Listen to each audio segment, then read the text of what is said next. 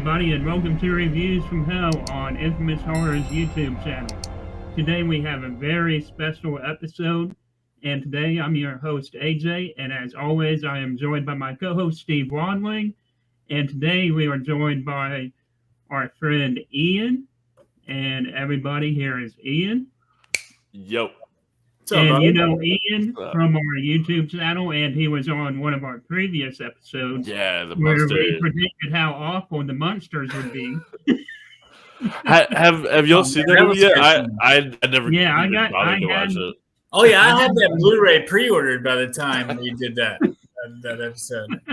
Yeah, I had the unfortunate task of reviewing the movie before it came out. Okay. Oh, did you review it? Yeah. And, of course, we are joined by our very special guest, Sicktanick. And before we bring him out, I just wanted to upload this clip of his music video, American Satan. So enjoy this clip, everybody. Troubles with his own faith, his own soul. Not me, though I'm prepared for the grave below. I am prepared to let you take control. I am prepared to sacrifice and give you my all. And the sign of the zodiac that represents your animal. Oh lion, oh serpent, please give me my purpose. Rise now from the depths to the surface. And all you non-believers, don't dare me. You'll be looking in the eyes of Santísimas Muerte. My choice is silver, not lead. Resurrect me through death. Hold me close and pull me near thee. Breathe life into my barren lungs. The sum of the kingdom is given, for the year is one. For why will not Jesus Christ the deceiver? One mission undertaken, I am a true believer. Denial of the slave, thy child, I'm the keeper. You plant the seeds and I will be the reaper. My flesh is your flesh, my breath is your breath. So may the devil now appear before me. Your words are given to me, echoing throughout history. My name is victory, I need American Satan. My flesh is your flesh, my breath is your breath. So may the devil now appear before me. Your words are given to me. Alright, and for some reason he accidentally got kicked off. Here we go. Fucking technology, man. So sorry about that. I had someone sending me a message, and I'm like, "Shut the fuck up," you know what I mean? I'm trying to shut up, and I end up cutting the browser. So my bad. Cut it off. But that was pretty dope. That was awesome. Thank you guys very much. Really, I really thank like you for joining us today, man. Like for real, it's my honor, man. Like I'm such a huge fan of this series, and I never get to geek out with anyone about it. You know what I mean? I know you guys love your horror and this and that, so it's like a really cool opportunity for me too, man. So thank you guys. Oh, totally.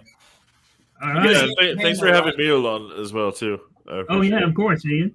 You're welcome anytime. Ian makes every party better. So hell yeah. But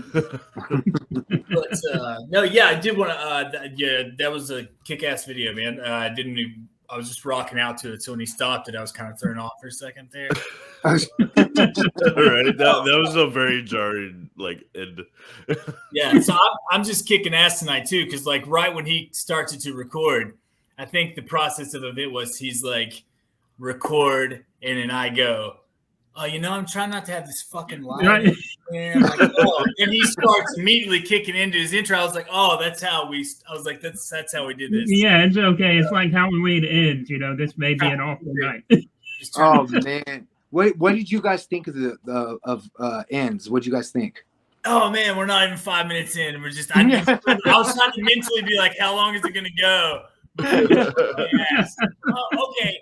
Well, I tried to go as, without spoilers. I didn't get to watch it until last night, but somebody on the internet, of course, I just saw somebody say, it's like Henry, Portrait of a Serial Killer meets Jason Goes to Hell. And I was like, these are bold things. I don't really, I like Jason Goes to Hell. I don't really want that in another movie like this per se. I love Henry, but I get what they're saying with the one scene where they're killing the guy, but I thought this movie was honestly very try hard and kind of bullshit.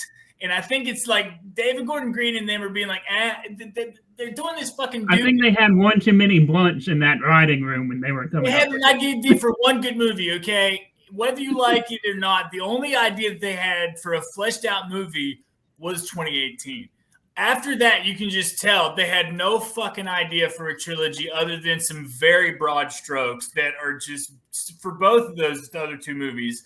But this one, man, some of the stuff they had Jamie Lee Curtis, like the dialogue, she was like changing shape from scene to scene. Like her character was completely different people from moment to moment, saying crazy shit, twirling her hair at Will Patton and all, like just wild stuff. So, I mean, I don't know. I mean, I also thought it was weird that it had such like James and Donna Twin Peaks vibes to like a good chunk of it with that like Boy Harsher music and like all the that was kind of weird too. Yeah, like 40 minutes. Like I'm talking like a huge chunk of this movie, and I get the like I love black sheeps in franchises. I love Friday 5. Like I love that kind of stuff. You know, I love black sheep movies.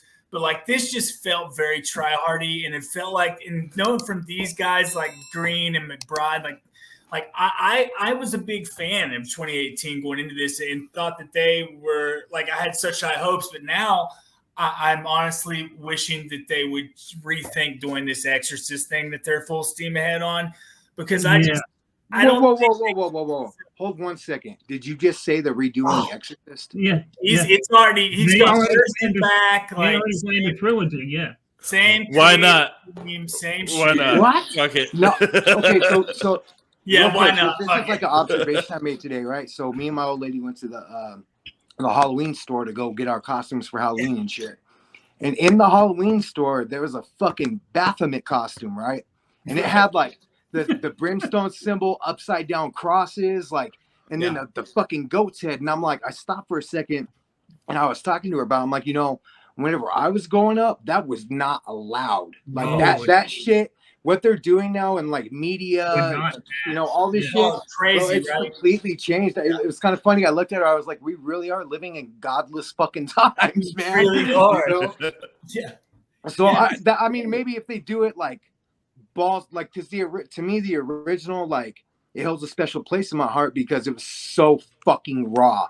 Like they had the crucifixion scene. They didn't give a fuck, and they put it out there and it shocked people. Like, I think if they're gonna do something like that, man, they have to go all in. And they Otherwise, won't. I don't know, man. Sorry, David Gordon Green will not. Like, here's what it'll be like. He's bringing Ellen Burstyn back, and she'll be like, I once made tuna salad in this room. Remember? Like, you know, the fucking movie won't have shit to do with her. You know what I mean? It's not like it would just be like flashbacks to a teen romance with an exorcism involved. Yeah, and what's she gonna do? What's she gonna do though? Why is she like? I can't imagine the ham-fisted dialogue I'm about to hear. Poor Ellen Burstyn. She already said that she said no, and Blumhouse, David Gordon Green, they went away. They came back with the higher offer. They kept crying, kind of. Yeah, and she was just told him, she was like, well, they're offering a lot of money for some you know, some good deeds and stuff like that kind of thing. So she was just straight up like, you know, this is a big paycheck for me, which if anybody deserves it, it's Ellen Burstyn. But I just, like I said, I hate to come like so 180 on them in 4 years, but I don't know. Like, this movie just feels especially like it feels like it's just designed to have the same jackassy conversations on the internet that are making me mad on purpose. Like, it's just like they're saying, no, we're just like Halloween 3. No, you're not. You're not. No. Halloween 3, okay, there wasn't like a 40-year franchise that was coming to an end that your marketing was all based around deceptive, you know, franchise. It was a manipulative campaign that they had between Michael and Laurie the whole time. Sure, there's only 2 movies when 3 came out for 1. And so it's a very early thing. They killed off Michael in the last one. This is 82. They would have started working on that movie, 81 when they started working on it. So the idea that it's the same, I think, is really disingenuous. And I think that what they've done feels like bad fan fiction. It feels like the type of story I would have wrote myself into when I was like 14. Like, you know what I mean? I was like, what if I was like mad? And my mom would let me You know, like how I was brooding one day, like smoking cigarettes down by the tracks, and who was down there? Michael, and he helped me kill my bully from school and told my mom to go fuck herself. Like, yeah, it just exhausted me. I feel like baffled about it. You know what I mean? It's making me. That's feel fair. goofy.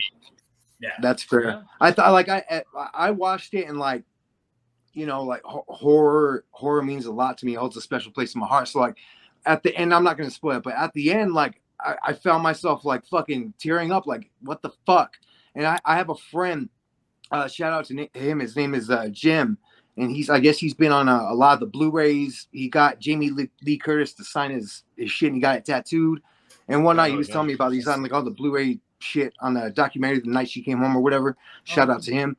He has the most disgusting Halloween collection that I think exists on Earth. I'm not even playing.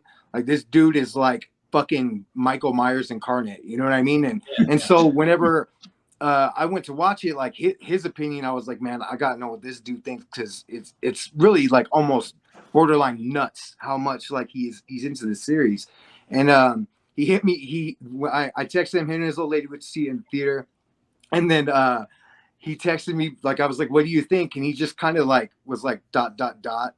And then he didn't say anything. He was probably really upset. So the next day I see him on Facebook or whatever, and man, he's just like he's going savage on it. He's like, this was fucking the biggest piece of shit ever. He's like, they disgraced Michael Myers, they disgraced Halloween. I'm like, God damn, man. It's kind of funny. I see that like that seems to be unanimous over the internet. So this is what I question. For me, like I thought once it got going, I thought it wasn't bad. But the thing is that I think they tried to do too much character building like early for like the first fucking 40 minutes, trying to get this other dude like established, and then finally like the only scene I was like, God damn, like that's a fitting thing is the very end. I thought that was really cool how they put it together, and it was kind of like definitive, you know what I mean, in a lot of ways. So I thought that was cool, but like I do like it does seem kind of I guess you could say like rushed. It feels like they just wanted to capitalize on that. Now the question I have is, did John Carpenter participate in this one too? He did the score for all three of these. He did the score for all three of the new ones. And he produced it was him and John 5, right? Huh? Was it him and John 5? No, it's him and his son, and Dave Davies is this other guy. What's his not Dave Davies? I'm sorry, the third guy's name is gone out of my head, but it's not actually John 5. That would be cool though. But, okay. The school, you know, I was just thinking that today, you know, with that, and John Carpenter also did the Firestarter remake score, which was a pretty bad movie. But both the albums are really good. So I thought, you know, at the end of the day, we did get 2 new John Carpenter albums this year. I was like, dude, he's made some prolific themes, man. He's really like a talented musician. You know what I mean? Obviously. You know, I think I really, that was one of the things I really, really enjoyed about about Ends was the score. I thought it was fucking on point. Like it had me as like an entertainer, like trying to flip a beat already in my head. Like, oh, this would sound dope. This would sound dope. And usually like for me, like it has to kind of inspire me. So I felt the score was very like on point and inspired. The movie was okay. I thought the end was pretty cool for what it was. But at the same time, like I think a lot of us are maybe biased because we love Michael Myers so much. You know what I mean? Like it's Michael fucking Myers. So to potentially see him finally be gone, it's like, no, fuck that. We have to make another 8 movies. You know what I mean? Because we don't want to see it come to an end. So I don't know. I thought maybe that was like kind of just like an observation. I think I thought the movie was okay. I didn't think it was anything great, though, for sure. Such a weird. Yeah, I think I'd place this one right there at the bottom with Resurrections, I think. Ooh. I mean, before we get down that path, we're talking about Hellraiser, right? Yeah, I thought that before. That's why I said that before I even got on the air. I was like, so how do we dance around the Halloween Ends issue? Not even 5 minutes in. Yeah, and so I looked up. I was like, it's like 4 minutes into it. I was like, here we go. Of course, not to be that asshole, man. No, it was like fine. fresh in my memory. I'm like, man, I'm wondering what these cats think of it. You know what I mean? But no, Hellraiser. Yeah, 20. That's what we were talking about, right, AJ? Do you want? Right. Yeah, I believe so. I believe that. Unless y'all want to just like Yeah. change the episode to Halloween. Sorry, Dave Bruckner and company. We're sorry. But I haven't seen that yet. So. I don't think you should, Ian. I think you'd hate that. Oh, so we just sat here and spoiled the movie. We should have talked about that. I don't care. I honestly did not plan on watching it. Okay.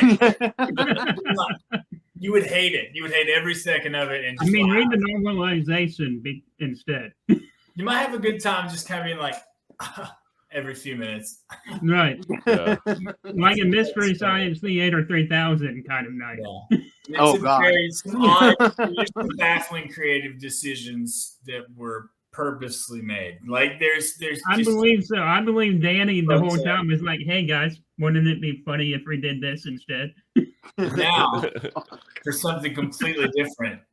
David Bruckner's Hellraiser 2022. And go. Oh, God damn. Yeah. I have mixed feelings about it. Like overall, I think it was a well-made film, stylistically and visually. I think it's definitely up there. Like possibly might be better than original visually. Like I like how the Cenobites are, instead of all the leather, all the BDSM stuff. There's like their skin, and that's really cool. But cool like too. Performances are not nearly as good. No, I did think Jamie Clayton was really fantastic in this, but I get what you're saying with the supporting cast. Did anybody see the Hulu thing that they did a couple years ago? The what now? What did you say? Judgment? Did you see the Books of Blood thing that Hulu did like during the pandemic? Oh yeah. The Books of Blood one. Yeah, it looks like that to me was my biggest problem with the way it looks. Like when I saw Jen Clayton, it all had that same kind of like really soft blue look and very kind of digitized, and it just kind of seemed emotionless in part of it to me.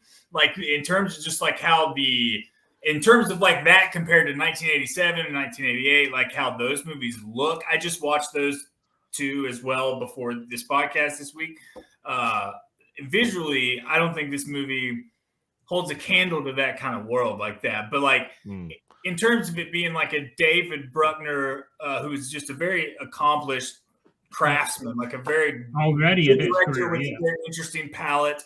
And that to me, I wanted to bring that up before I forgot it. Something, the one thing if I have anything to contribute, it's ripping off Phil Noble from Fangoria, who pointed out that, and I think if you look at this film, it's like a Hellraiser film in the way that it changes the mythos and the way that the box works in relation to everything. That's debatable, but if you look at it, if you've seen Dave Bruckner's other two movies, which is The Rituals on Netflix and then The Night House with Rebecca. And The Night House is fantastic. It's like this 3-chapter, like thematic. You can do like a cool triple feature of these 3 movies that are all about grief. They're all about the grieving process and very kind of explicitly, especially when you get into like The Night House. So in that way, it works better almost to me than as a Hellraiser film. You know what I mean? Like if like the characters, like this did not have to be Pinhead to me for this to be an enjoyable film. Yeah. You know what I'm saying? Like it felt way more like I kept and I think there's a tighter edit for this movie. Like the original is like 97 minutes. This was 2 hours, and I watched it late at night. First time I watched it, and I was kind of falling asleep a little bit, and I had to like wait till the next morning, to be honest. So I did think that it could be like maybe a tighter cut. Maybe. Yeah. Maybe an hour 45. Maybe. Who am I? But I'm just from watching it. Yeah. But Pinhead was pretty cool. Definitely not the worst one by far. No.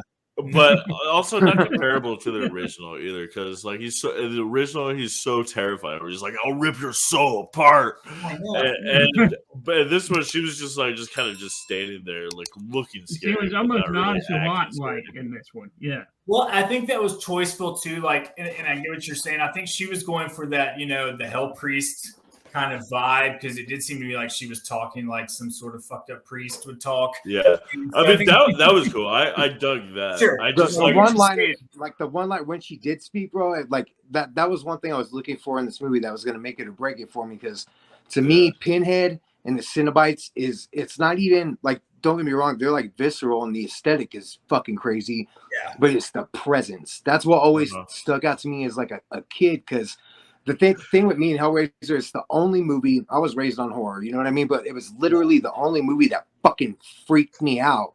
So coming into this, I was like, man, I don't know, because this is completely different. I knew it was going to be different.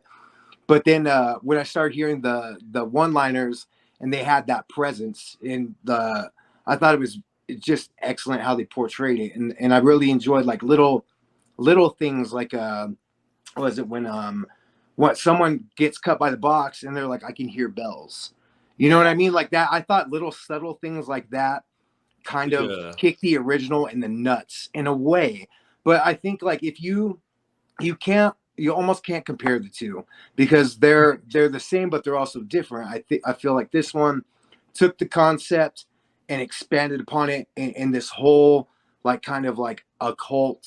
And I thought it was interesting you said grief too, because that's very like pertinent. Like you could tell that's a big part of it. Like the thing I think if I were to criticize it would be I didn't care for them working in like the millionaire guy. Like I get why they did it, and like but it just, I think they could have gone a little bit different of a direction and still done the same thing. And then also the dude, the main fucking dude, I'm terrible with names, but who's boning the girl and ends up working for Roland and all that. Yeah. There was times where I felt like it was really, his acting was really forced, and it just seemed like it was like really just kind of like this macho dude. Like he didn't really like fit in a way, if that makes any sense. Sure. No, totally. And his plot twist was really forced too. And it's just like all of a sudden he's working for this guy. It was like, oh, okay. Yeah, I didn't care for that as much. Yeah. Right. It wasn't anything like, whoa, oh my God, he's working for him. That's crazy. It was just like, okay, whatever. Okay, he's working for him. Yeah, it's almost like you kind of, in the back of your head, you almost expected it. It wasn't like a big, like a Shyamalan fucking, you know what I mean? Big shock type. I appreciate that they did that. I mean, for sure. For sure. It was the way that they pulled it off is just like they put no work or thought into it. Yeah.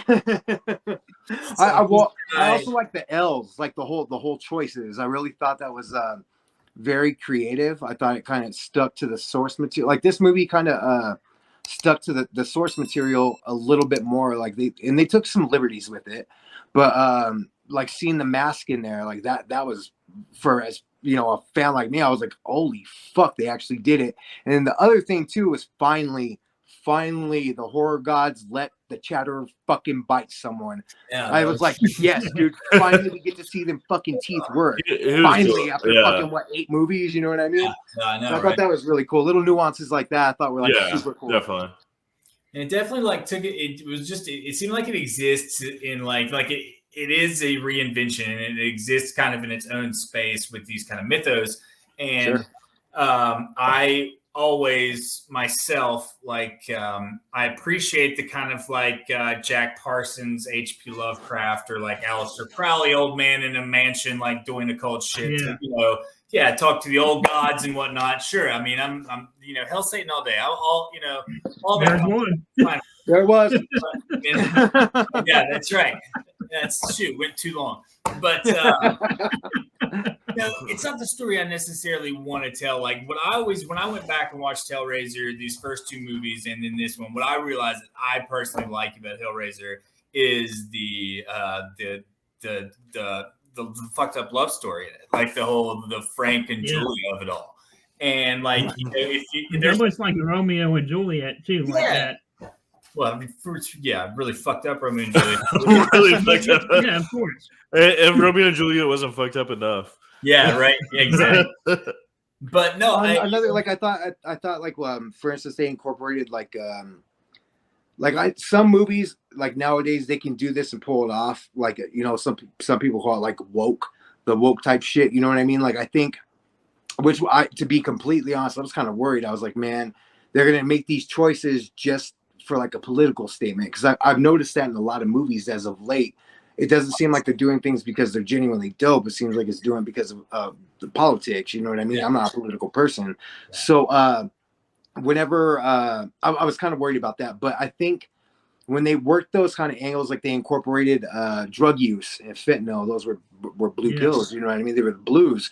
I thought that was really cool because it kind of brought it can bring anyone who's dealt with addiction, whether they're the addict or is helping someone else, like it really hit hard for me because it's like, damn it puts this whole other like kind of less fantastic, less fantasy angle on it and put it into like this kind of like, yo, this is like kind of real life, you know, type deal. I thought that was really creative, and I was really glad they did that because it made me like bond more with the character. You know what I mean? Yeah. And that's another thing too, I think, that goes with like the aesthetic decision of doing the skin versus the leather and kind of taking it out of like the BDSM was very specific to like the gay subculture and and that was very much Clive Barker at the time. Clive Barker's mind. Absolutely. Self-admitted by the man. If you feel like you're putting that in now, right? You're almost immediately doing like some kind of homage or period piece to Clive Barker himself without having any of the artistic thought behind it. Right. And it's 2022, like kink and all that kind of sex world that goes with it is so far gone from leather and doesn't really, it's like, that feels like walking into a hot topic now, you know what I mean? So I just think it's much smarter. It was definitely an 80s and 90s thing. Yeah. Absolutely. And for his time, like, I mean, that was a very underground thing too for mainstream audiences. They saw it and they were like, if you think about what is this? Freddy's Revenge, like, yeah. What else can you say? You know what I mean? Like that was that movie at that time. I don't think they could, just hypothetically speaking, like I don't think they could do that nowadays. Like, because there was, at least to me, maybe I'm just an asshole, but like in Freddy's Revenge, there was like this comedic, like it was like so gay, it was comedic and not in a bad way. You know what I mean? It's just, it came across as really like over the top, which was dope as fuck for the time, especially because people weren't doing nothing like that.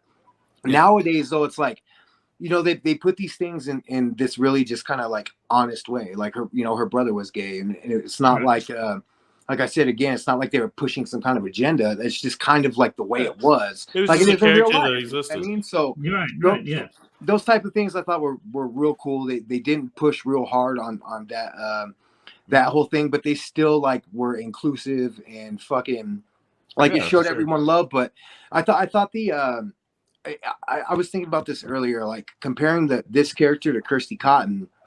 No way. You can't. You know what I mean? Like, there's no way.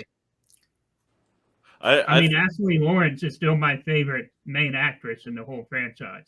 This seems like it's going for like a Mia Fede Alvarez. I mean, obviously, there's not just the drug comparison too, but just the type of obstacle that they want this character to overcome, and like the journey reminds me of Mia from Evil Dead. I kept thinking that the whole time, way more than it reminded me of anything Kirsty Cotton did. Yeah. You know what I mean? Like it did, and I just didn't like. I thought that her situation was way more compelling than her, like necessary. Right. You know what I'm saying? Like but and there was some weird like Clive Barker isms in this that seemed like totally just like it's just interesting how stuff works. Like for how the kill scenes work in this are totally much more like the Candyman movie than like that first kill scene in the playground, and then you go in the bathroom and it's like, and I just seen that Candyman like legacy requel or whatever you want to call it, reboot, and it just felt so like there's just all these movies hitting the same kind of notes at the same time, you know. Right. And it's just that kind of just struck me as odd that I was like, well, this is like from Hellraiser. I was like, but that is all Candyman, like, you know. I didn't even think about that. That's a hell of an observation, man. Yeah, right. I was like, it's even before they even go in there, it's like we're obviously in the city here. We've got this is all urban, like, you know, Blight, and we're on a merry-go-round. Very much inner city, like Candyman would. Yeah. Right. I did think it was funny that I was like, okay, so there were some moments in the movie. I was just, I don't know, maybe because I'm an asshole. Just want to point out some seriously we're all assholes, Steve. gaps in logic. Like, for instance, he gets her up. He's very concerned with getting her up. He cuts his hand and all that.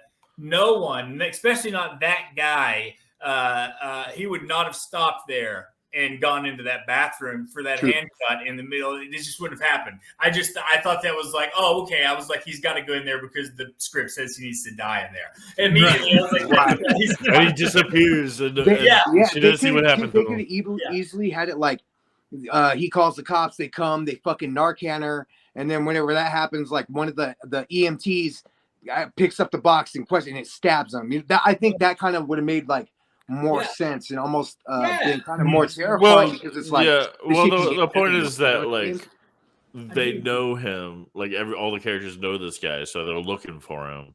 Right. Spend the movie looking for him. Well, there is a very like connect the dots part of this all where it just feels like so inevitable at a certain point. Okay, so after a certain point, they all try to like they go to she goes to the mansion and like she keeps passing out and she keeps waking up. I kind of got tired of my eyes kind of glazed over with this, where it's like she would pass out, she would wake up surrounded by friends. It's like she'd go to the mansion, they follow her to the mansion, and they all try to leave the mansion, and they get chased back to the mansion, and they're walking to the mansion. I don't know where the fuck they're even trying to go at that point. Like, like they're just walking because the script is telling them. It's a very Scooby-Doo type script. Yeah, I was like, we're just going to Scooby-Doo it around out here for a little bit. That's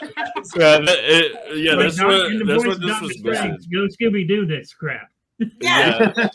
They should have had the montage where they're running into different rooms and going through the doors. All that stuff.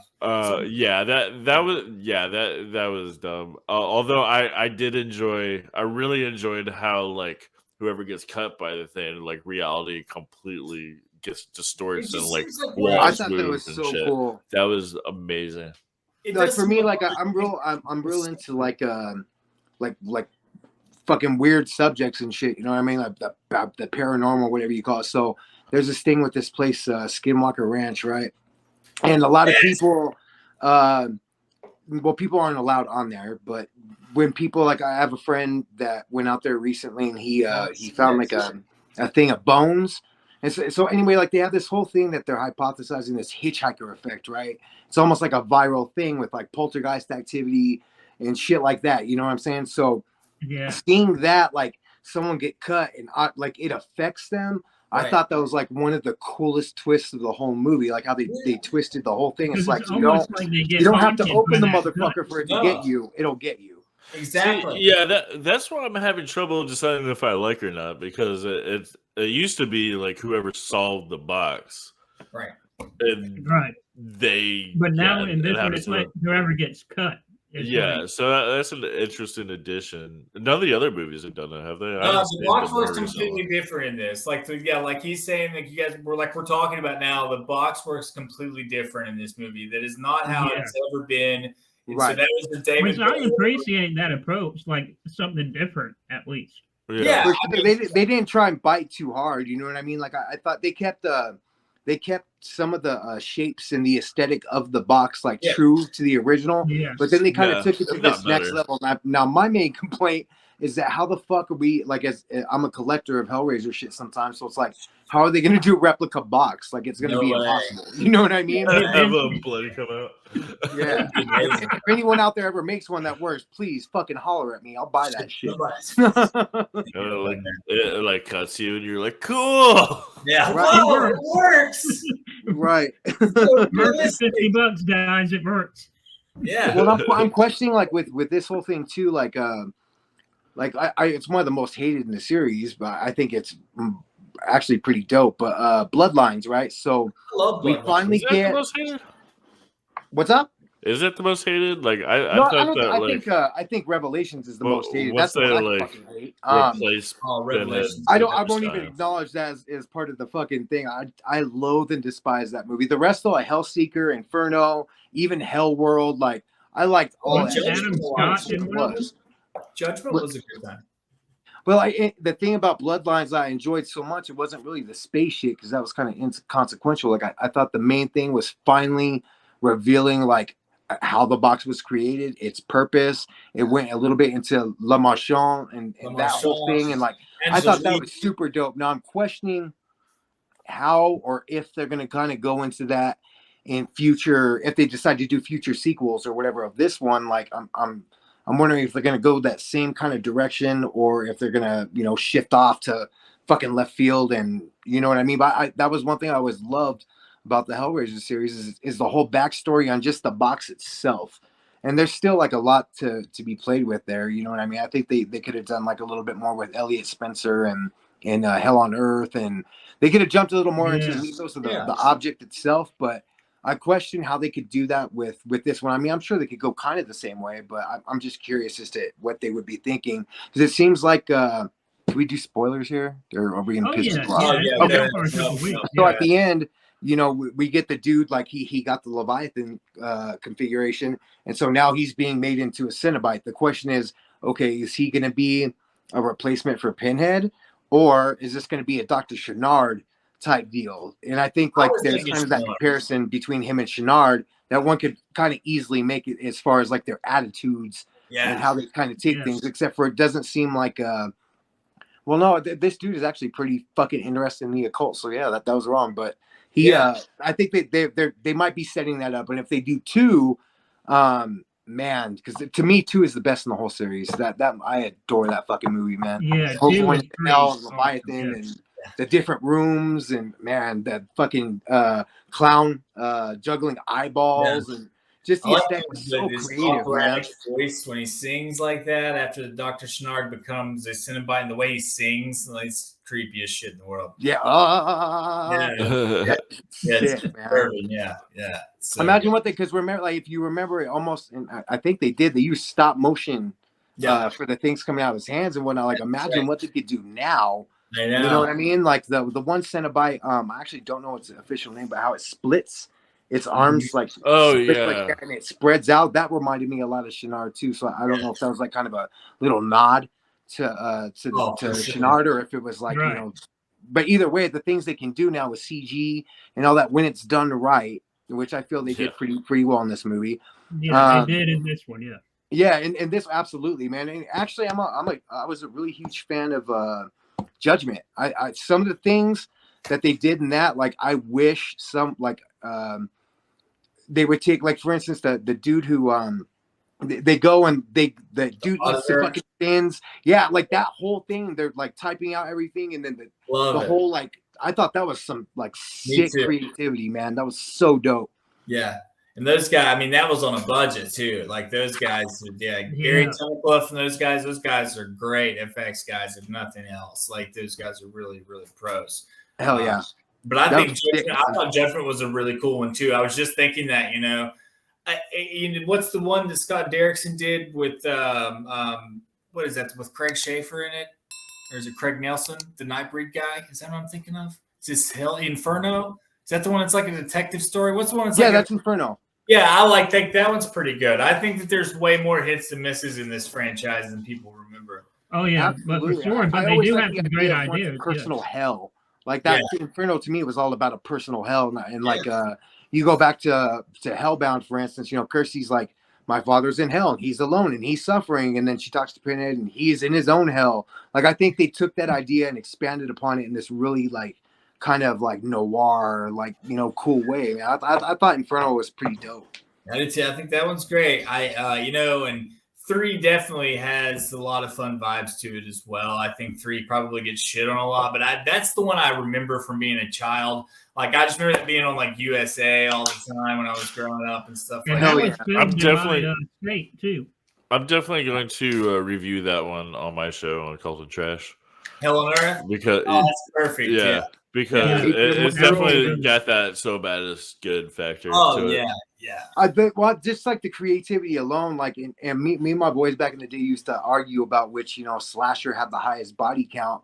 And I know we're story, I'm like, no one can fuck with Pinhead. He killed a whole ballroom full of fucking people. You know what I mean? That was like, and just the blood running underneath the doors, and like, you know, and there's certain things that are kind of like hokey about it, I guess. But I think for the time that it was coming out and whatnot, I'm pretty sure I saw that in theaters. Oh shit! Yeah. I know I saw Bloodline in theaters for sure, and I think I went when I was really little to maybe it was 2. I don't remember. Like I've literally been watching this show my whole life, pretty much. You know what I mean? So I like the whole JP Monroe thing, and just as a side note, the girl in it was it Tara, I think, the black hair. kind of like fidgety, like she's on meth and shit, and she goes to the reporter lady. What's her name? Is that Tara? Oh, I can't remember her name, but I know who you're talking about. Yeah, I can't remember it for the life of me right now, but man, I thought like her acting was on point. She looks good. Yeah. I thought she did a better job than the reporter lady. And then the coolest part for 3 was they did the little bit of background on Pinhead, Elliot Spencer. Yeah, I really thought that was cool. Yeah, you had a little bit added in there. It was better than I thought. That the Elliot Spencer stuff was the highlight of 3, especially like the way they did it in 2 was all right. How they introduced it just a little bit, but you get more in 3. Yeah, that was super cool. What you said on the CGI in this Hellraiser film, I think they've done that better than they did on the newer It movies that came out, because that had a lot of unwanted CGI with Pennywise. I thought when they first came out. Yeah. Right. They did some cool shit. Like I thought they were there. I liked both It's, but whenever you say it like that, like absolutely, there's some of the parts were like so CGI, it like fucked it up for that moment. You know what I mean? Yeah, there was some stuff in mind to like some of this stuff in Hellraiser, like I thought was too dark. Like I think I had the same problem I have with a lot of more modern stuff that I see is it's shot too dark, and it's almost like Hollywood is going through their emo phase, right? You've seen AVP Requiem, right? I can't see it. You can't exactly. Nobody did. Nobody saw it. Oh, it drives me crazy, man. I want to love that movie, but just because it's so fucking dark, it's like, what's going on? I finally watched it right because people had said that so much about it that I wanted to be like, oh, people are full of shit. And I put it on like this wasn't that long ago, and I was fucking surprised. I was shocked. You cannot see it. Like it's crazy. But now after Game of Thrones, it's like everybody's shooting dark stuff all the time. Yeah. You know, with the throne stuff, I think it's I watched that episode. I didn't have any problem seeing it. I think that it's a little bit more of an issue in AVP Requiem. I gotta say that's absurd. That's the darkest movie I've ever seen in my whole Me too. life. You can't see anything. You can't. It's crazy. I was so mad because I actually liked the first AVP. I thought like they could have done some stuff better, but just that like as a fan, man, seeing 2 of my favorite fucking things go head to head, it's just like Freddy versus Jason. Like I remember I went to Jason Goes to Hell in theaters. Oh wow! And I remember seeing that end for the first time, where the glove comes up and grabs his mask, and you hear the laugh. Like, bro, I could have shit myself. I was so excited. Like, oh my god, they're really gonna do it. And it only took them like fucking 20 years or what, whatever. And they finally did it, and had a good soundtrack, and they had some good ideas. Like I thought, Jason was a good time. Like it was. A good time. You can't just head to head, man. Head to head. Like that's just. And I remember I read something too a long time. Maybe this is like some fan fiction shit. You guys would probably know better than me. But back in the day, I remember that Dimension. I saw something about Dimension was trying to pitch and put together Halloween versus Hellraiser. No, what? Yeah. And they also had some ideas for like Pinhead and Ash to come in there too, from like the Evil Dead to come in at one point. Well, there is the Jason versus Freddy versus Ash. Yeah. Comic books, yeah. That was going to happen as a film, and when the film did not end up happening, they eventually had it retooled as a graphic novel. But there's been all kinds of weird.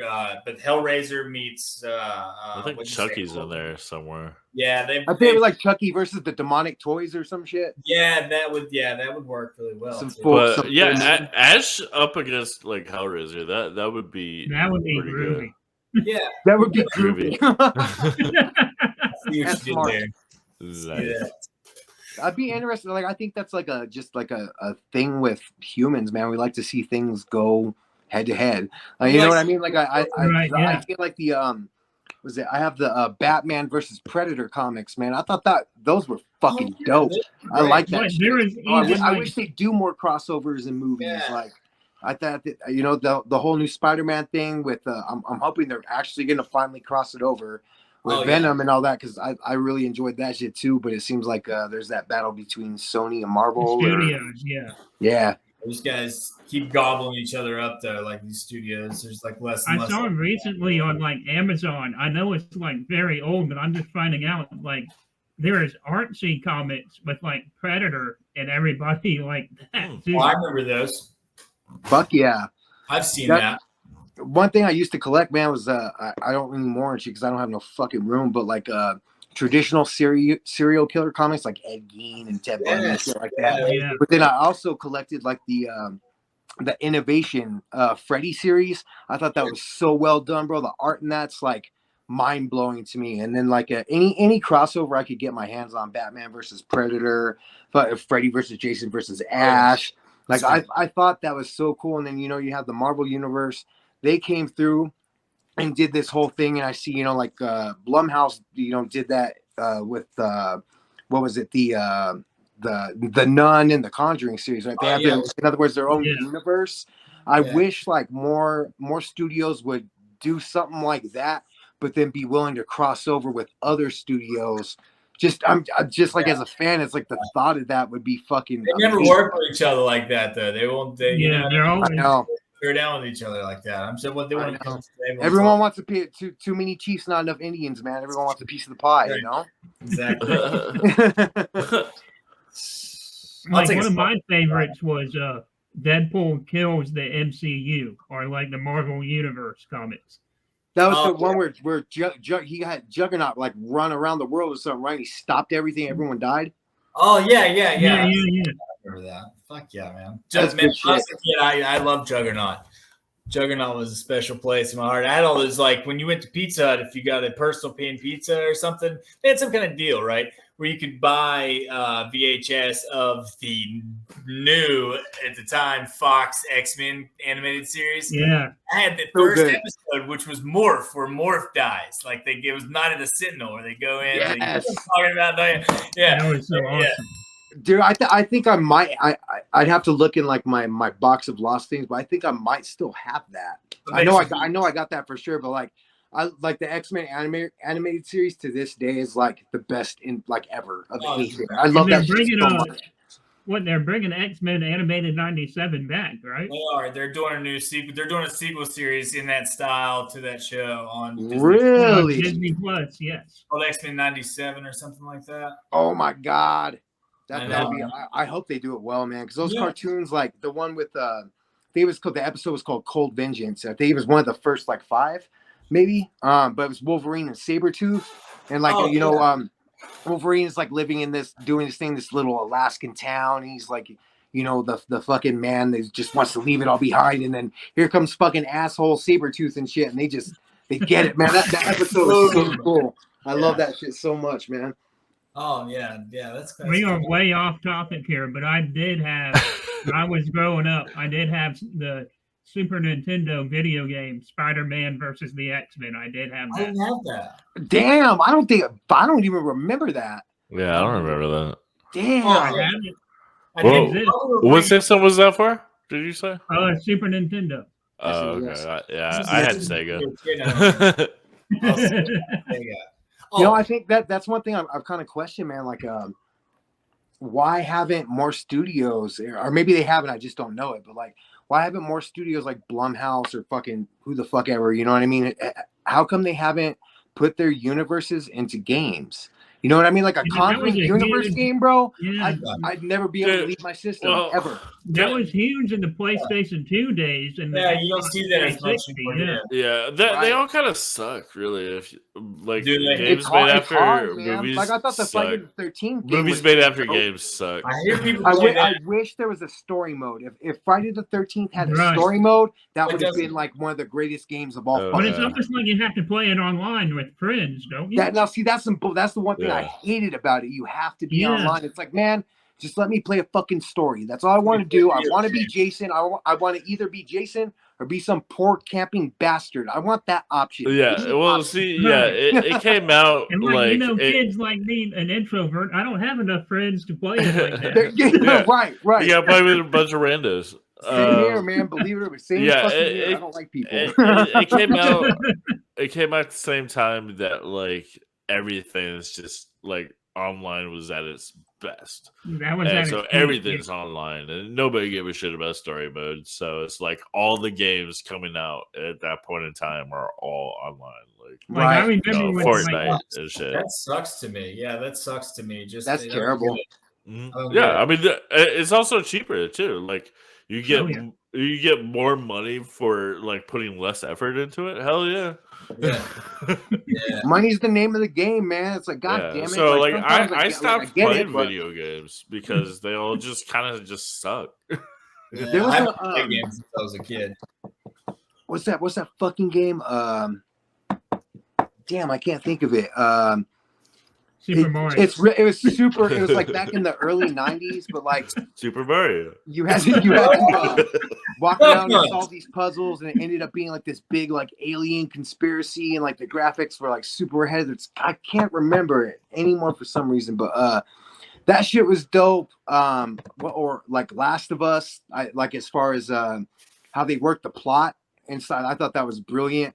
But dude, like they have all these universes, you know, like you have all these different franchises. Like, bro, if they built a fucking Halloween game where you can either be like Laurie Strode or some poor fucker, you know what I mean, or be Michael Myers or be Dr. Loomis, like, or you can be like Will Patton. Yeah, yeah, Will Patton. Will and Patton, the goal man. is to like get laid with Laurie Strode. That's the I whole just point want of to the shoot game. you the cherry blossom. And if you know Jamie Lee Curtis trolls her hair, it's like. What about the part where she says, "Okay"? What about the part where out of nowhere Jamie Lee Curtis says the line and the scene immediately cuts away? She says, "You got to just find somebody else and that you want to." What's she say? She says, "You got to find somebody that you want to just rip off your shirt. You want to find somebody that you can rip off your shirt and look at and show grief your fucking tits." And she throws it down the ground. And it's Jamie Lee Curtis saying that shit, which is just like, dude, that should have been on OnlyFans, dude. Yes, kind of. Right? Like she'd make a killing, man. Like shit. She's playing it all kinds of different ways. And then, like, okay, so in 5 minutes, she introduces Allison to Corey, who immediately, for no other reason than the script says she needs to, falls completely, madly, nonsensically in love with him. Immediately, no questions asked. It takes no time at all. Love at first sight. You know, no matter how much childhood trauma you have. I think they were trying to do the whole, like, the shape thing. Like, I think this one, one thing I'll give it is, like, and it kind of sucks, but it's kind of cool, too, is, like, they really tried to emphasize on this whole, like, the shape thing. But what sucked about it is that really, like, unless you were very familiar with the series and the mythos, like most people, your average fucking viewer, they aren't going to know what the fuck the shape is. Know what the fuck you're talking about. I said the they're same like teenagers shit. now and early 20-year-olds who don't know, you know, the original franchise at the point. I read a review in Rue Morgue that said that exactly what you're talking about, that all that might, of course, probably makes metaphorical sense to the filmmakers and fans of the mythos, sure. But even casual Halloween fans their eyes might glaze over when all that narration about the essence of evil and all this shit. Yes. When 2018 came out, they said that they were stripping it from all that supernatural shit, all the familial bullshit, and it was just about an old guy who killed some babysitters who was going to do it again. That was what it was supposed to be. That was why I liked 2018 so much. Right. And so then on the success of that one, they got the trilogy greenlit, and I feel like everyone always said they never had any ideas for the other movies. And I was like, no, they must. They didn't. They did not. It seemed to me like because to me, Kills was the fucking shit. Like, that was seeing him get so brutal with like multiple people at once. I thought that was amazing. But what they tried to the one thing I really liked is how they tried to kind of work in this Tommy Doyle thing. And see, I always loved part 6, especially the producer's cut. The producer's cut of 6, dude. Yeah. Amazing, fucking outstanding. And I really like this idea of they don't even really tell you, but like, you know, this idea of a cult and like you know, he has the thorn symbol and like it's a whole like relates this whole Celtic tradition thing. I thought that. Oh, I lost him. Freeze. Did we lose him? I was thinking he's just frozen. Probably connection. My connection thing popped up too. There we go. I think we just had a bump. You just like You, froze mid sentence. Fucking thing, man. My bad. It's the Cult of Thorn messing with you. It was fucking with you. It's the Cult of Thorn, man. No, bro. You know it's really funny. The night how dare you talk about us? I went to like the night Hellraiser. It was pretty much the night before, right? So I'd gone to sleep. I woke up out of a dead fucking sleep, like check Hulu, see if Hellraiser's on there. So I checked it and I was like, oh my god. So my old lady was asleep and shit, and I knew I was gonna freak the fuck out watching the film. So I came out here where I have kind of like a big screen, you know what I mean? Yeah. And I was watching it through Hulu on my PlayStation, PS4. And so I'm watching it, and the system starts turning on and off, like for real, like sporadically throughout the movie. The fucking PlayStation would either go in rest mode or it would straight up power off. And I was like, what the fuck? And I'm like, let me enjoy my Hellraiser. Fuck you. And then it didn't do anything after that. It was smooth sailing, man. It was weird as shit, but I mean, it was cool. But I was like, god damn it. Like, just let me watch this fucking movie. Watch you know? fucking movie. Yeah. Dude, Hulu is killing it. Prey. I thought Prey was the shit. That movie. Yeah, we had so to go. Yeah, we did too. Man. I liked Prey. I thought I liked it a lot. Yeah. Yeah, Ian was like, it was stupid. No, I didn't say that exactly. No, I didn't say that. Well, I mean, he implied it, guys. I mean, I implied it. Yeah, he implied it. Dude, I really liked Predators too. Like that whole concept of getting all these gangsters, like Predators bad is people dope. Yeah. together, dude. Like on the Predator planet. I thought that like conceptually, it was one of the most like amazing things ever. Like, you know, you have a Lozetas, you have a serial killer, you have fucking the Japanese, what are they called? Yakuza. Yeah, the Yakuza. Like you have all these versus like the Predators. It's like Predator versus Predator. I got the biggest kick out of that, man. I thought it was dope as fuck. I think they're all pretty solid except for that Shane Black one, man. The Predators. And that was really disappointing. The Predator, man. I had such high hopes for that when it came out, too. It had all the potential in the world. It did. In the world. Yeah, the only thing I really enjoyed about that particular one was like they had this kind of they expanded more upon was it Donald Keyes from part 2? Yeah, his son. Like, like I really thought that was cool. They did that, and they had this like Area 51 type facility, and like I got a kick out of that because I'm into that shit. But like otherwise, I was kind of like, man, I would like the movie to have stayed there than what, because the first 30 minutes I was fine with. It's after it kind of goes out from there and they all end up at his son's house, I completely get bored out of my mind. Oh, yeah. Right. Anytime any of those characters were on screen was just fucking awful. The prison bus and they're all talking together. It's like, hey, man, you're in here for a reason. Why don't you like tell us about your religion? And I was just like, oh. I hated it. I hated all the banter, I hated all that. I hated it. that was a little much. Keegan Michael Key and Tom Jane, and that was just so forced. It was. And they could have been good. Again, they had the potential. They could have been fine. Yeah. One of my highlights of working at Infamous Horror so far is that I got to interview Boyd Holbrook for the movie The Curse when that came out. Oh, yeah. Yeah.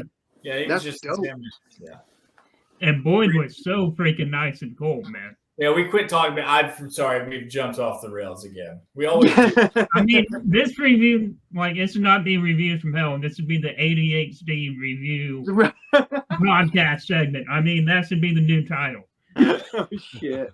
Yeah, I keep kind of hopping around because like I'm all excited to talk horror with someone, man. You know what I mean? It's like a new thing to me, really. You know. I did go back and watch like the new Hellraiser this weekend, but I did see some new stuff. Piggy is great. Old man, I would not pay $7 for that, you know. But you know, I got to watch it for free to interview the star and the director of it. You know, obviously not Stephen Lang, but the other guy that was in it. I can't think. I know who you're talking about. I've seen him in something else. Oh, he was in The Lost as well, that Jack Ketchum thing, which he was really good in the Jack Ketchum thing. And I don't know. It's not that he was bad in this. It's like the whole time he's on screen with Stephen fucking Lang, and Stephen Lang is such a good character actor, then such a presence that it's like he swallows him up. Like, and so I was Right, just like the director of this film, like told me I he love wants. this other stuff. I love May. I like May is one of my favorite movies. Like Maybe that's the shit. when I think of my high school era of like indie horror that was when I was a young teenager, when I was a young lad or what the fuck ever. May was one of those movies, like high school movies for me. I was like 16, 17 when that came out. Hell yeah. Yeah, I was like, that was like working at Hot Topic era of my life. You know, I feel the fuck out of that, man. Yeah, that was high school. That's a good one to me. Like whenever I was younger, I went off on this like super tough like adventure to find the most fucked up movies as I possibly can. Like kind of it reminded me of the Masters of Horror series, the cigarette burns.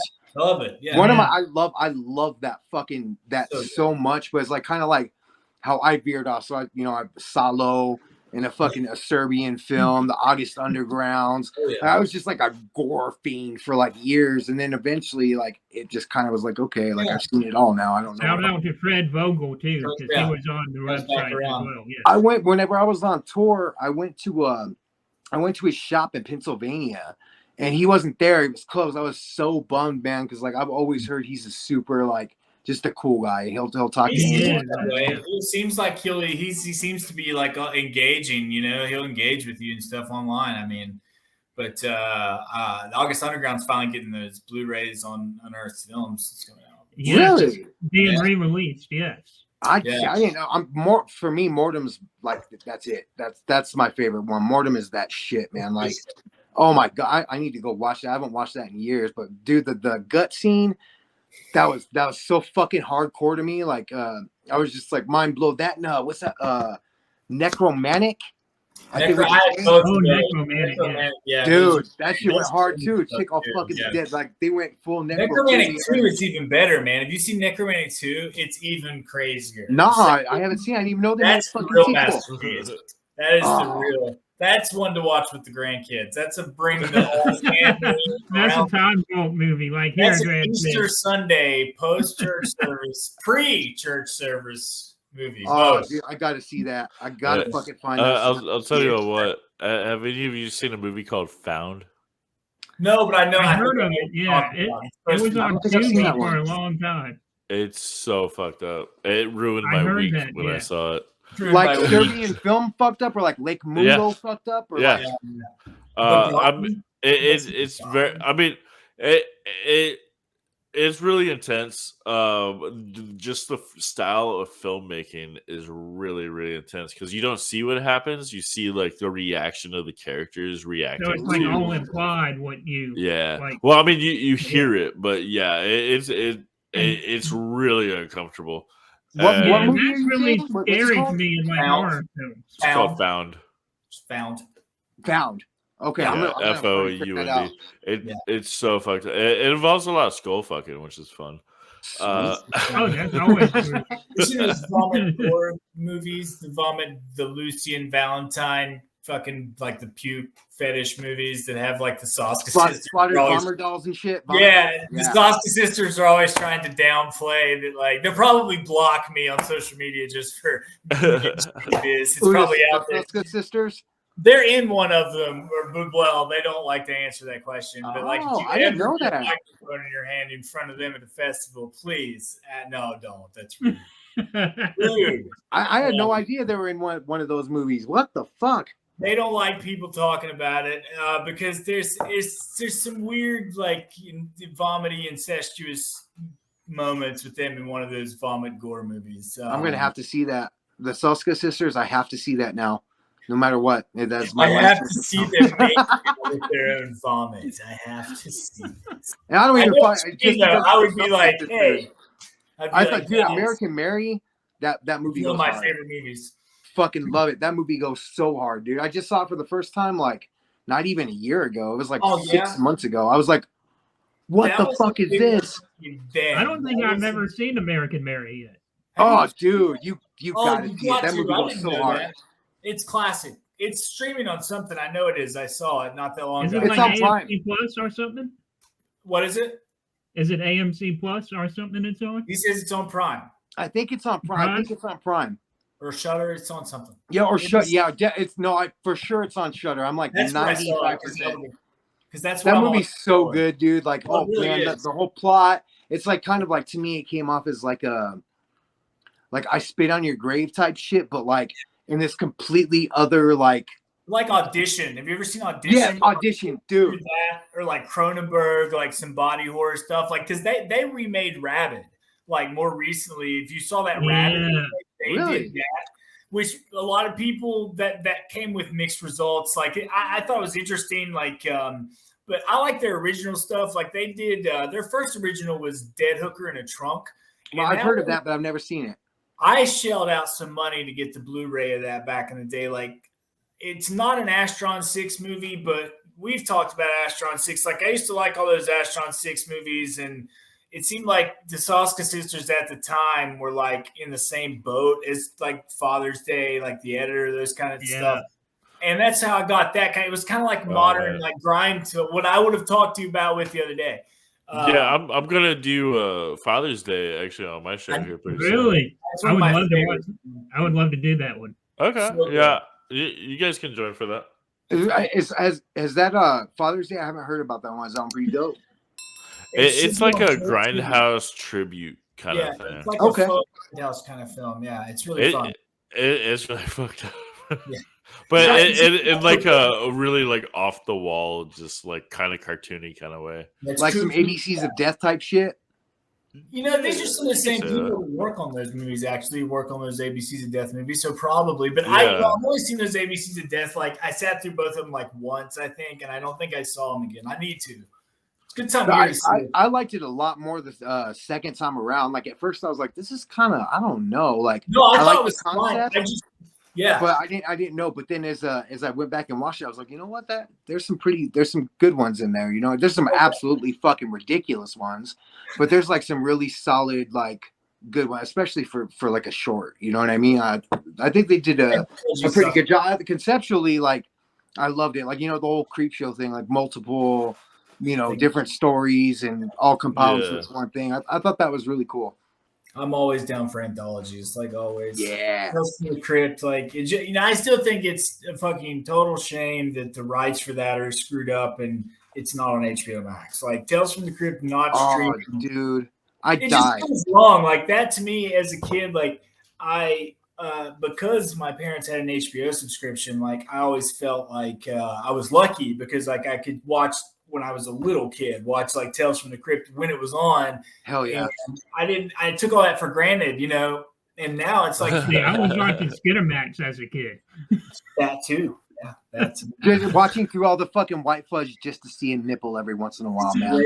Like, maybe you see, like, it'd be like David Duchovny's face in a Red Shoe Diaries episode. You wouldn't even see, like, you'd see like Matt LeBlanc, like young Matt LeBlanc's like face pop out.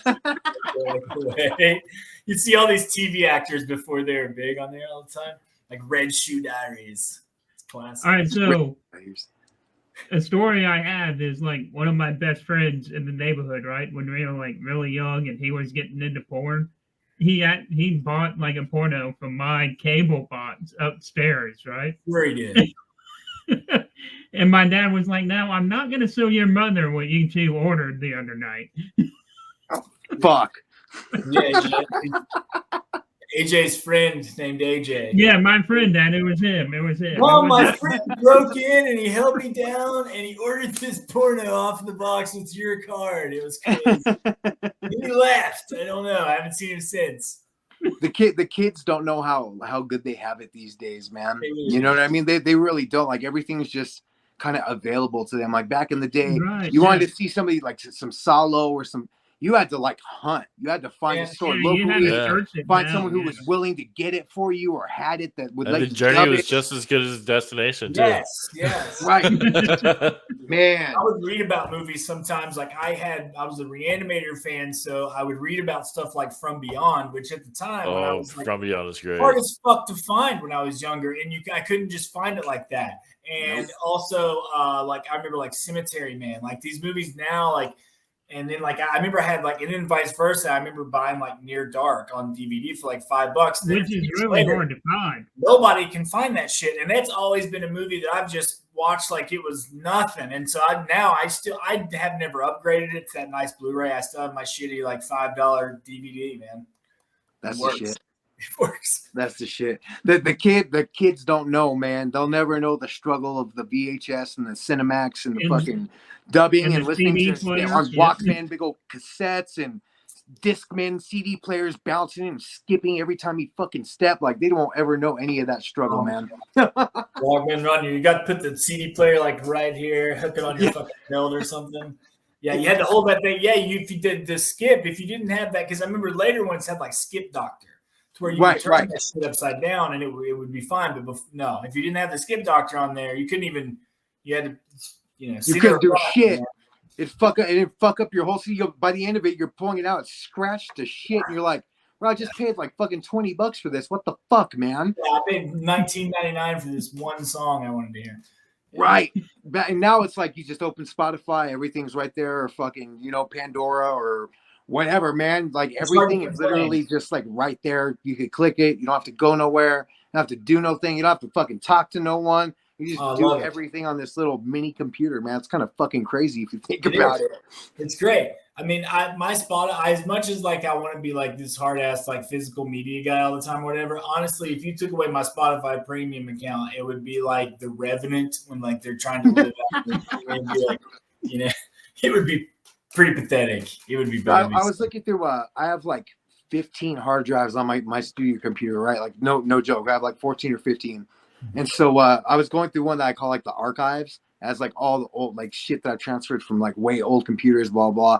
And so I came across like my music collection, like all the shit I downloaded from fucking LimeWire and Napster and all that shit. And I'm like looking through some of this, and I'm like, God damn! I'm like double clicking to hear it.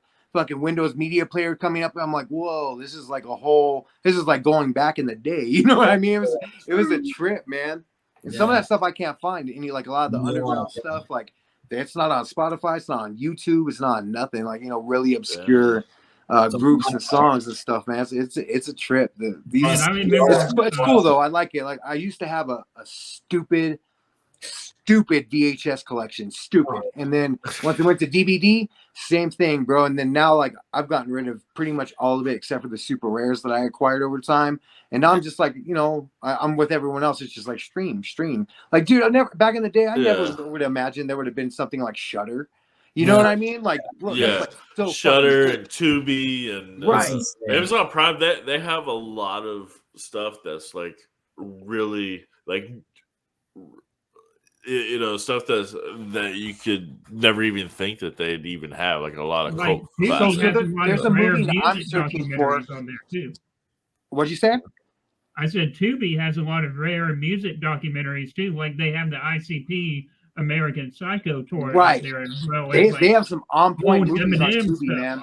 On there too, yeah. Tubi is quite a journey all in itself. Like a lot of people, like I feel like I tell people all the time, all you need is Tubi. Like if you got Tubi is so good. Yeah, solid shit on it. You have to deal with some fucking ads. Yeah, but it's not that bad. Sometimes I like the ads. It's like bespoke. But it's not like, dude, like Pluto, that's too many ads. Like every fucking 10 minutes, I can't and fucking it's the same ones, same with Hulu if you have the cheap subscription. Right. I can't stand Hulu. Like it's like, oh yeah, I don't want to pay more, but it's like fuck, I've watched so many goddamn ads. There's been a movie that I've been searching for that I'm so surprised like it doesn't exist anymore. It seems like you can pull it up on Prime, but there's no option to watch it, and that's Kevin Smith's Red State. Red State really so can't find it anywhere. It's nowhere. I can't find it because I think the Weinsteins are controlling. Well, it's a personal thing. That's no shit. Dogma is the same way. It's a personal thing between the Weinsteins. Between them and Kevin Smith. Really? Harvey will not give him the rights to his movie back to get Blu-rays on it. Shit, it is a fuck you from jail from Harvey. No shit. Yeah. Like they're trying to charge Kevin Smith $3 or $5 million just to buy Dogma.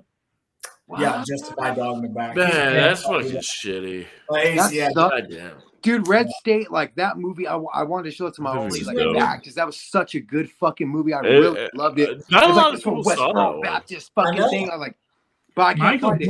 If you can find it, anyone out there, please holler at me. I will download it, whatever. Just find me Red State, someone. I want to watch that movie so fucking bad. It was so good. I mean, just come over. I got it. Go fucking figure, man. You're like 1,000 miles away and shit.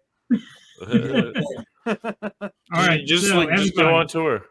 Yeah, fuck, man. tour your way to his house.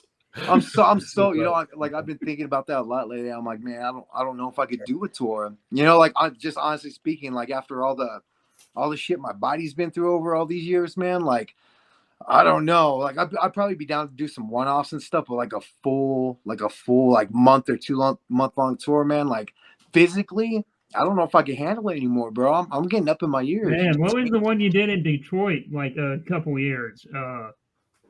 I went to that one in like 2010 or 2011. Strictly for the Wicked? Yes, that one. Yeah, I went to the second remember. one. Yeah. Yeah, hell yeah. Yeah, it was. I think it was the second one. Yeah. It was like that fun, stuff after Psycho Sam happened. Yeah, so that would have been 2010, I think. Yeah. Because all that shit happened in 2009, so that would have been 2000. And the first one I think was in 2008. So it's been it was a yearly thing for a while. You know what I mean? It was cool. All that shit, man. I get super nostalgic. You know what I mean? Like, I'm very, I fucking hate to use the term blessed because I fucking hate that term. But I'm very, okay. I'm blessed by Satan. All right. I'm blessed by the devil himself to have some of the opportunities and shit to go to some of the place. Like, man, I got to go to the original place where the first Night of the Living, the cemetery where the original Night of the Living Dead was shot. I got to shoot part of a music video there. The groundskeeper let us use like a fresh grave that hadn't been occupied yet. Like little things like that. Like, you know, anytime I go someplace, like I make it a point to go like a record store or use like an antique shop, try and find like horror collectibles and stuff like that. And I'm very grateful, man. It's been a long fucking road, and you know, I don't know. Maybe one day I'll hit the road again. But right now, I think my ass is too fucking old, man. Too old. But I'm still grinding though. So that's a rough. So everybody, what's your final grade on the Hellraiser 2022 before we all leave? What kind of scale? Out of 5 or 10, whatever you feel comfortable. Great. Yeah, you guys can make up your own scale there. And I think I'd grade it like pretty close to a 4.5 out of 5. I think for me, it was definitely. I'd say like 4.5, like a good quality. Yeah, like I think a 4.5 or a 4, like right there, man. Like, absolutely. I'll say probably 3 out of 5 because maybe 3.5. Because like I definitely like the quality. There's like definitely a lot of really visually it was incredible, but like when it comes down to like the script is kind of lackluster. The acting isn't really that great. So so it is like kind of hit or miss. It's definitely not the worst one by far, but it's also not the best one by far. It's kind of middle of the road. But there's so many bad Hellraiser movies. It's definitely like one of the best. So like 3.5, I guess, out of 5. That's fair. That's fair. Yeah, I think that I would also give it a 3.5 out of 5. Kind of meet where Ian is with it in my mind. I also try to separate a lot of times between, you know, because of the internet, sadly, a lot of film discourse has dissolved to I liked it or I didn't like it. It's like there can't be an in between anymore. Well, sure. And there's also more important discussions about whether or not I think somebody liked a film or not. You know what I mean? I just think that's not really a discussion. It's just like, okay, you know what I mean? It's almost like a non sequitur. It's almost like, all right, you know what I'm saying? So I think that like I try to separate maybe from the movie that I perhaps would want to see from Hellraiser and not say, well, this sucks because it's just not what I would want to see, which I think is what people want to do sometimes. So absolutely. In terms of like this being a good film, like David Bruckner, like I said, I'm a fan of his work overall, and I think that it's a good film. I think he has an artistic vision. It wasn't necessarily like in terms of where I would even want to see a Hellraiser story like focused would be on more of the kind of more an update of where Kink is now in relation, do something maybe with like sex work and where it exists now with. That's a good idea. Yeah, I can't hate on that. That's solid. Very naughty. And so, so that's what. So with that being said, though, that's obviously what he was not trying to do. So like, because there was sex in the movie and it was just very differently done. So I would give it like a 3.5 out of 5, like, or maybe even a 4, somewhere around there. So it was very well done. And I think if you're going to put it up against the majority of that franchise, I mean, yeah, like you said, you just know this is a good film. Like, this is worth your time. Like, I think it goes like the original Hellraiser 2, and then this one is like kind of 2A and 2B with me. I think I could feel that. I could stand with that for sure. Sure. I think 3 might be more fun. Oh, 3 is definitely more fun. Guys, I have to run. I'm sorry to have to bounce. I have to bounce off of here, though. Sorry, I only had until 9 o'clock, and I'm going to have to run. I love you guys. I got to get ready to get going, too. It was nice meeting you, man. Take it easy. Yeah. Good evening, sirs. And then there was 3. All right, so, guys, where would, like, we already talked about where we would place this in the Hellraiser franchise, but if there was like a sequel that came out of this one, where would you like it to go? That's a damn good question. For me, all day, they need to go into the creation of the box, like the whole back mythos. Like I'd love to see how I'd love to see Jamie Clayton go through the whole process, like they show you Elliot Spencer in 3. Like they could have so much fun with that. You know what I mean? Because the way she is, like, they could take that to this whole other like creative level, I think.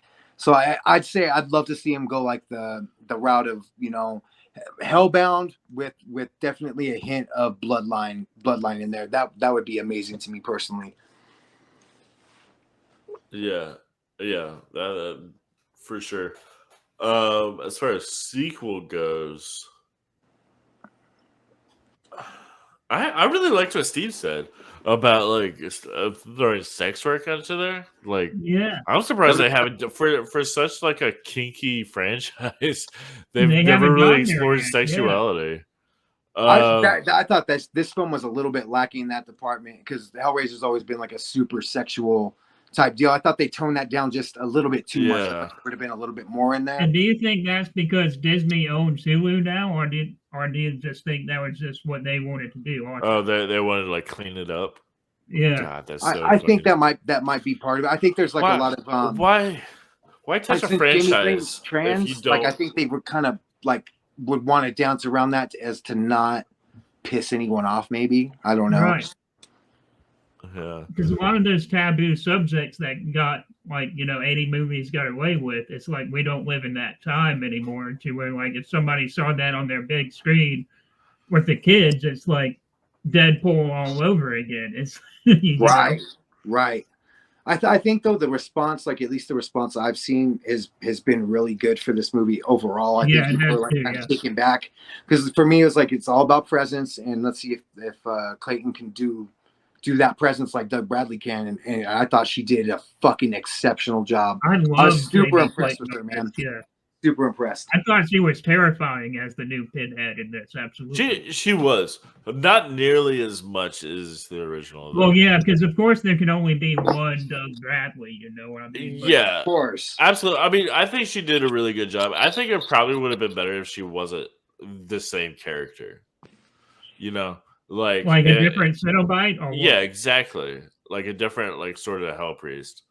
I mean, then again, on the other hand, I think she did fine. Like she was definitely terrifying.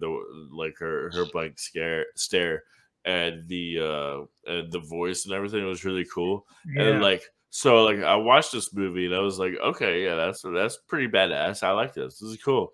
And then I watched the original after that. I was like, oh wait, never mind. That's why I've been debating whether I even want to watch the original right now because I want to fuck it all up for me. I'm like Hellraiser high and I don't want to. It really does. That's why I revisited this in the morning because I didn't want to go back and watch the original too. The original really, yeah. See that's the problem is that as is a very well made movie, but it's like shit compared to the original though.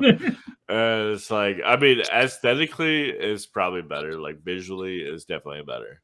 Sure. But And when like, it comes to like everything authors else adapting their own work, I think Clive Barker is probably one of the better ones with their original Hellraiser films Absolutely. as well. Yeah. So on that note, guys, my ass has to get split in two. It's dinner time. We gotta feed my fat ass. Yeah. For real, like thank you guys for having me. It's been so fucking cool. Like, have me back another time at some point, man. I'd love to come back and talk to you guys Absolutely. more. All right, man. Thank you so much for joining us tonight, man. My pleasure, my honor. You guys have a safe night. You too, man. You too. All right, take it easy, yo. Hey, one last thing. Visit Sicktanick.com because the devil said so. Hail Satan. Good night. All right, there's two. Later, guys. He has such sights to show you. I do. Cool. All right, Ian. And then there were two. Yeah. I guess yeah. I had it. I said everything that needed to be said, really. Yeah, I did too. I mean, 85 minutes. This is pretty long for us. Yeah. A good like 15 minutes about Hellraiser. Right. And then the rest just geeking out and the rest on the new Halloween movie. Right. But yeah, like it was definitely out of like the other like remakes, reboots, sequels, whatnot. This one is up there with the best of them. It's definitely one of the better ones. Like fucking Texas Chainsaw Massacre fucking sucked. Like it wasn't even filmed in Texas, too. Yeah. I mean, how can you do a Texas Chainsaw Massacre movie without, As I do live in Texas, so like I think they did a good job replicating it. Right. Like there are towns here that looked just like that. Like I definitely recognized the sets for sure. So I think that was fine. But it was just like they did what I was hoping Hellraiser wouldn't do, and then like Hellraiser didn't do it. Like so, like Hellraiser was good because they didn't make Pinhead the villain like other Hellraiser movies. Right. have. It was almost like a shadow in the background the whole time. Exactly. Yeah. They're just doing their job. In Texas Chainsaw Massacre, they made Leatherface the villain. He's never really been a villain. The family is the villain. That throughout, yeah.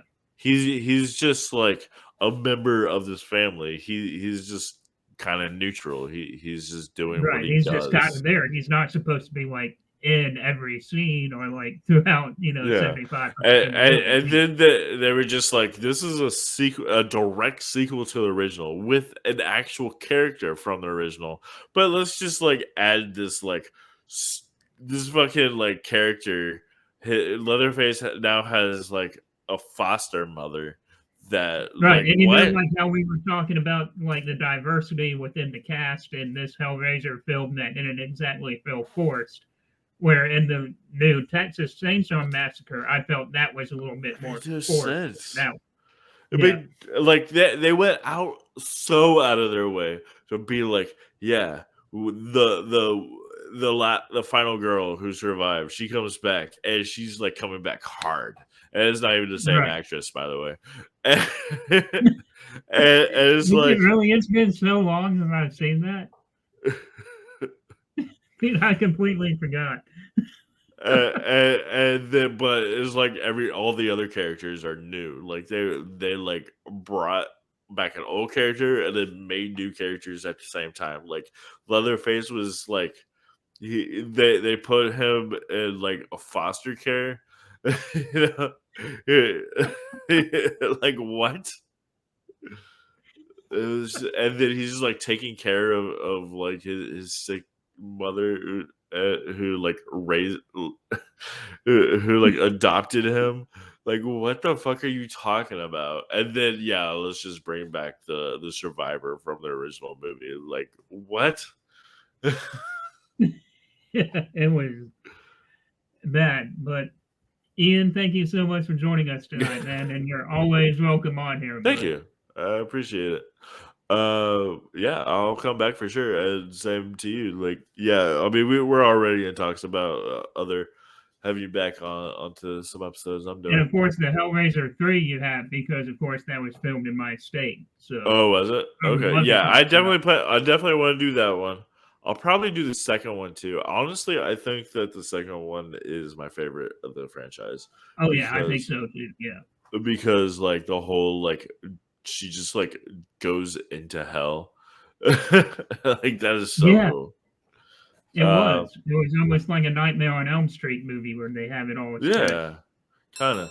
Yeah. So yeah, we'll do that. I also plan to rank all the movies in one episode from worst to best.